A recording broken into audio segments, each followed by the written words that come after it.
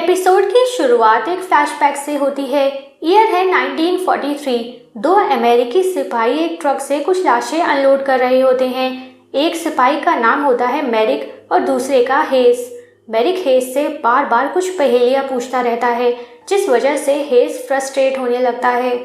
इसके बाद वो दोनों ट्रक से केरोसिन निकालते हैं ताकि उन लाशों को जला सके। तभी उनमें से एक लाश जिंदा हो जाती है। ये लाश वही नोगुत्सुने होता है। नोगुत्सुने उन दोनों सिपाहियों को बड़ी बेरहमी से मार देता है।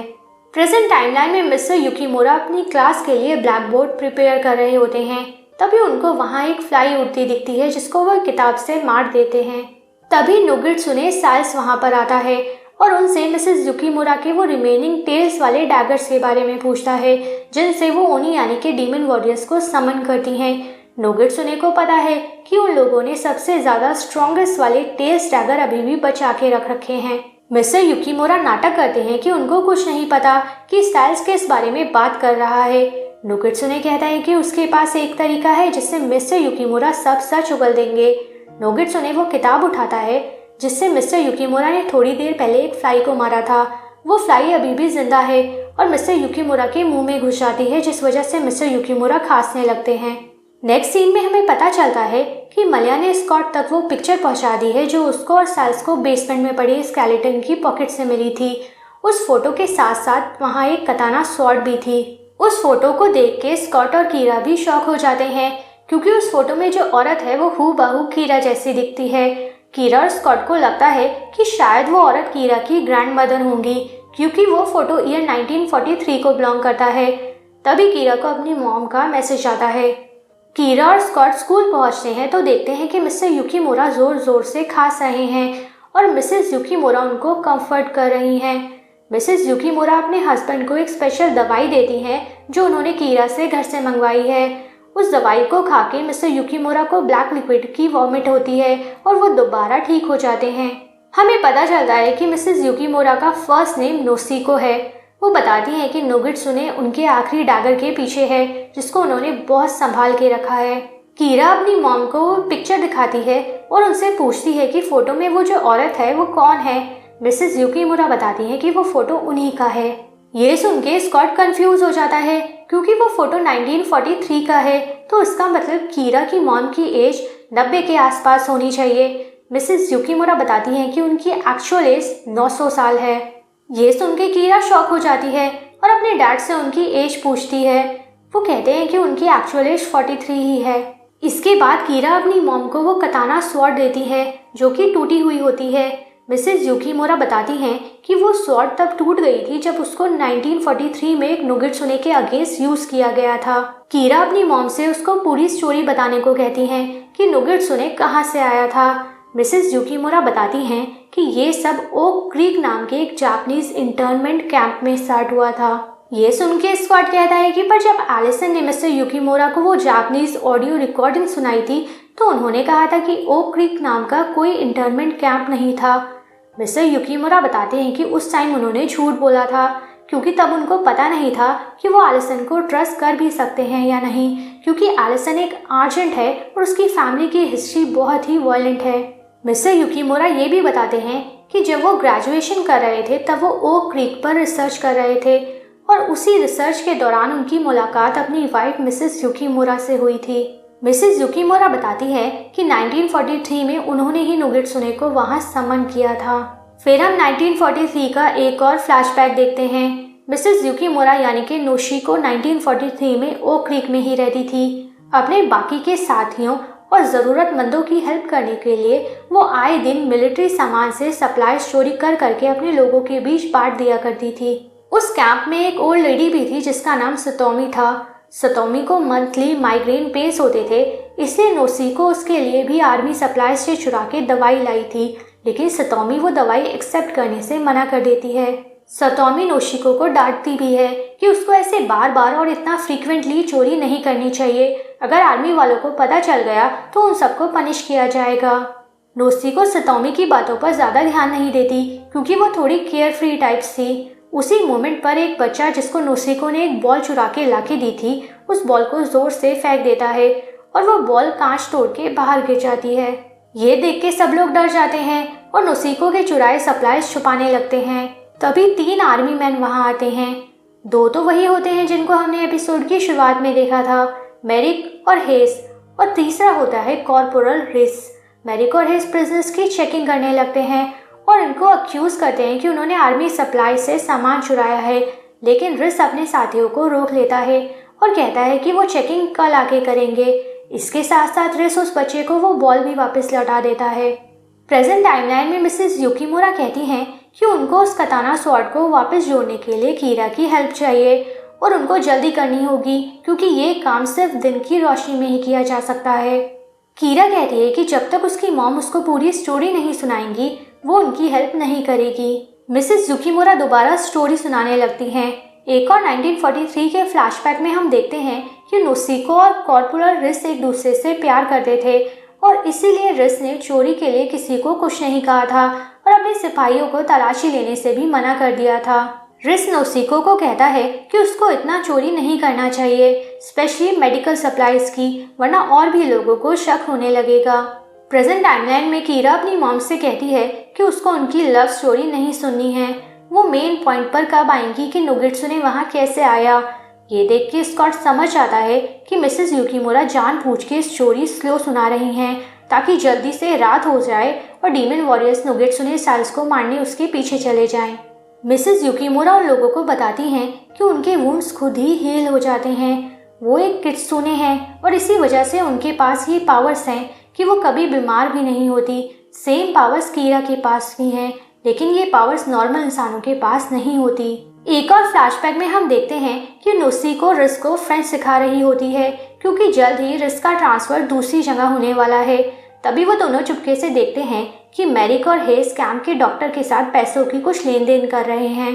कुछ दिन बाद कैंप में एक वायरल फीवर फैल जाता है, लेकिन दवाई की शॉर्टेज होती है जिस वजह से कई लोगों की जान चली जाती है। रिस और नोसिको को पता चलता है कि मेरिक और हेस ने कैंप के डॉक्टर के साथ मिलकर मेडिकल सप्लाईज से दवाई चुराई और उसको ब्लैक मार्केट में बेच दिया। इसी वजह से मेडिकल सप्लाईज की शॉर्टेज हो गई है। जब कैंप के बाकी लोगों को ये बात पता चलती है तो वो लोग डॉक्टर की कार को घेर लेते हैं। सतोमी, जो कि असल में एक वेयरवुल्फ है, इतना गुस्सा हो जाती है कि डॉक्टर की कार को जलाने के लिए उसकी तरफ एक मोलोटोव कॉकटेल फेंकती है, लेकिन वो रिस के ऊपर गिर जाता है और उसकी पूरी बॉडी जल जाती है। ये देख के आर्मी मैन लोगों पर फायरिंग स्टार्ट कर देते हैं। नोसिको को भी कई गोलियां लगती हैं, लेकिन उसकी हीलिंग पावर्स की वजह से उसकी जान बच जाती है।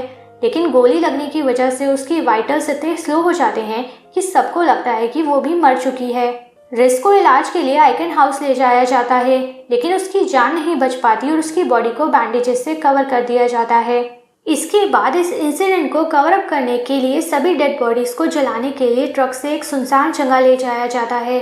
जब नोसिको की बॉडी को उस ट्रक में ट्रांसपोर्ट किया जा रहा था तो गुस्से में नोसिको ने अपने एंसेस्टर्स की स्पिरिट्स को बुला के नोगित्सुने को समन किया था। नोसिको चाहती थी कि नोगित्सुने उसकी बॉडी को पोजेस कर ले ताकि नोसिको उन सब से बदला ले पाए। जो नाइंसाफी उसके, रिस और बाकी के लोगों के साथ हुई है, सबका बदला ले पाए। उसके समन करने पर नोगित्सुने वहां आ तो गया था, लेकिन क्योंकि नोगित्सुने ट्रिक्सर्स होते हैं तो उसने नोसिको की जगह रिस की बॉडी को पोजेस कर लिया था। इसके बाद वही होता है जो हमने एपिसोड की शुरुआत में देखा था। नोगित्सुने मेरिक और हेस को मार देता है और फिर ट्रक को ड्राइव करके दोबारा कैंप में जाता है और कैंप और आइकन हाउस में भी सभी लोगों को मार देता है। नोगित्सुने को मारने के लिए नोसिको उसको कन्फ्रंट करती है और सतोमी की हेल्प से उसको मार देती है। नोगित्सुने को मारने पर ही नोसिको की वह कताना स्वॉर्ड टूट गई थी। नोगित्सुने को मारने पर रिस की बॉडी से एक फ्लाई निकलती है और नोसिको उस फ्लाई को कैच करके एक जार में बंद कर देती है। उस जार को नोसिको ने नेमेटोन के नीचे गाड़ दिया था, जो कि 1943 में एक फुल ट्री था। प्रेजेंट टाइमलाइन में मिसेस युकीमुरा बताती हैं कि नोगित्सुने अब तक नेमेटोन के नीचे ट्रैप था, लेकिन फिर अपने पेरेंट्स की जान बचाने के लिए स्कॉट एलिसन स्टाइल्स ने वो रिचुअल किया जिससे नेमेटोन दोबारा चार्ज हो गया और नोगित्सुने आज़ाद हो गया। इसके बाद कीरा की हेल्प से मिसेस युकीमुरा वो कताना स्वॉर्ड दोबारा जोड़ देती हैं। मिसेस युकीमुरा कहती हैं कि कीरा ही ये काम कर सकती थी क्योंकि वो एक थंडर कित्सुने है और उसके पास फॉक्स फायर है। इसके बाद मिसेस युकीमुरा वो कताना स्वॉर्ड कीरा को दे देती हैं और उसको वो स्वॉर्ड नोगित्सुने को मारने के लिए यूज करने को कहती है। पुलिस स्टेशन में क्रिस और डेरिक को छोड़ दिया जाता है क्योंकि उनके अगेंस्ट जो मर्डर चार्जेस थे वो ड्रॉप हो चुके हैं। शेरिफ उनको बताते हैं कि स्पेशलिस्ट डॉक्टर से मीटिंग करने के बाद उन्होंने नोटिस किया कि साइल्स की जो ब्रेन स्कैन्स की रिपोर्ट आई थी वो उनकी वाइफ की रिपोर्ट से एकदम आइडेंटिकल थी, जो कि नामुमकिन है। अब उनको समझ आ गया है कि साइल्स को कोई मानसिक बीमारी नहीं है और वो जो रिपोर्ट थी वो फेक थी और बस एक ट्रिक थी जो कि नुगेट्सु उनके साथ खेल रहा था। ऐसा करके नुगेट्सु उनसे ये होप छीनना चाहता था कि साइल्स कभी ठीक नहीं हो पाएगा। शेरिफ को अब समझ आ गया है कि उनको नुगेट्सु से बस साइल्स की बॉडी नहीं छीननी, उसका माइंड भी छीनना है और इसके लिए शेरिफ को डेरिक और क्रिस की हेल्प चाहिए। इसके बाद वो लोग एलिसन को कांटेक्ट करते हैं और वो अपने घर पर सारे नॉन लीथल वेपन्स कलेक्ट करती है क्योंकि ऑब्वियसली वो साइल्स पर लीथल वेपन्स को यूज़ नहीं करेंगे। उनका प्लान होता है साइल्स को ट्रैक करने का और उनको ये भी याद रखना है कि वो लोग वो सेम गलतियाँ ना करें जो उन्होंने लास्ट टाइम की थी, क्योंकि नुगेट्सु दोबारा उनको अपने जाल में फंसाने की कोशिश करेगा। उसको पता है कि वो लोग साइल्स को ढूंढने आएंगे, इसलिए उसने पहले की तरह उनके लिए ट्रैप सेट कर रखे होंगे ताकि उनको दोबारा ट्रिक कर सके। इसके बाद डेरिक और क्रिस साइल्स को ढूंढने आइकन हाउस जाते हैं ताकि डेरिक वहां से साइल्स की सेंट पिक कर सके कि वो कहाँ गया है। शेरिफ और एलिसन हॉस्पिटल जाते हैं। मे बी नुगेट्सु दोबारा वहां गया हो। उनका प्लान होता है कि बाद में वो चारों स्कूल में मिलेंगे। शेरिफ का प्लान सिर्फ साइल्स को ट्रैप करने का था, लेकिन फिर भी क्रिस अपने साथ 2 fully loaded semi automatic pistol ले जाते हैं। हॉस्पिटल में एलिसन थोड़ा इमोशनल हो जाती है और रोने लगती है। उसके दोस्त मुसीबत में हैं और उसको समझ नहीं आ रहा है कि उनकी हेल्प कैसे करे। आइजैक अभी भी हॉस्पिटलाइज है और उसके वुंड्स हील नहीं हो रहे हैं। साइल्स नुगेट्सु के वश में है। एलिसन को ये भी डर है कि कहीं स्कॉट के साथ ब्रेकअप करके उसने गलती तो नहीं की। एलिसन को रोता देख क्रिस उसको कंसोल करते हैं और कहते हैं कि वो बहुत स्ट्रांग है और इतनी छोटी उम्र में भी सब कुछ सही से हैंडल कर रही है। तभी शेरिफ का फोन बजने लगता है। साइल्स की स्लीप वॉकिंग की वजह से शेरिफ ने अपने घर में सिक्योरिटी कैमरास और मोशन सेंसर्स लगा दिए थे। शेरिफ के फोन पर उसी सिक्योरिटी अलार्म की इमेज होती है। साइल्स घर पर ही है और कैमरे में अपने डैड की तरफ वेव करता है। जब शेरिफ, एलिसन, डेरिक और क्रिस साइल्स के रूम में जाते हैं तो साइल्स तो वहाँ नहीं होता, लेकिन उसने चेस बोर्ड को ऐसे डिज़ाइन किया होता है जिससे उनको ये क्लू मिलता है कि नुगेट्सु साइल्स डेरिक के अपार्टमेंट में है। क्रिस कहते हैं कि ये साइल्स का मैसेज नहीं बल्कि नुगेट्सु की वार्निंग है। एलिसन कहती है कि नुगेट्सु ने चेस बोर्ड के थ्रू उनको खुद ही बता दिया है कि वो डेरिक के अपार्टमेंट में उनका इंतजार कर रहा है। शेरिफ कहते हैं कि नुगेट्सु उनको इतना इजीली नहीं मारेगा। लोगों को मारना नुगेट्सु के लिए एक बाय प्रोडक्ट है। असल में तो वो सबको ट्रिक करके केओस फैलाना चाहता है।